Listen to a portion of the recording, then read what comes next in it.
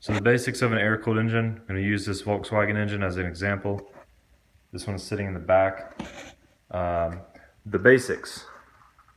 Air comes in this way. It comes into the top and out the bottom. I'm going to show you how all that works. You can't see it really well, but this black piece of metal right here, that's a fan unit. And it is driven by the alternator here, which is driven by the belt on the main pulley. So again, the air comes into the top, these vents here, and it goes down the bottom. Now this is a fan unit that's pulled off of the engine. So I'm going to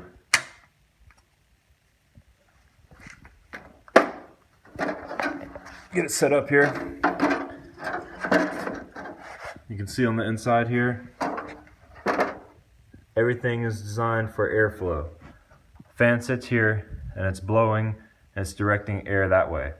And this right here is a little gap that fits the oil cooler, which is shown on this disassembled engine right here.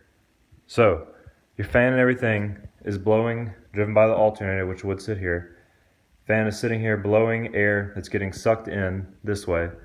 It's blowing air, it's blowing it on the oil cooler, everything on the oil cooler, and it's also blowing it down, like I said earlier. It's blowing it down on the cylinders, which are here on both sides, 2 and 2, and the heads. So your cylinders are also designed for airflow. You can see right here, you've got all these little fins on them. That is to increase the surface area of the metal. The heat is spread out throughout the metal, and then more surface area, the air blows over it, it cools more of it down faster. Once the air is blown past the cylinders, past the heads, it is then blown continuing down, and there are pieces of metal that fit underneath here on both sides, and those pieces of metal direct the air to go down. It hits the metal and it curves it and goes out. It's going to flow out same direction as the exhaust is coming. And that's the basics of the air-cooled engine.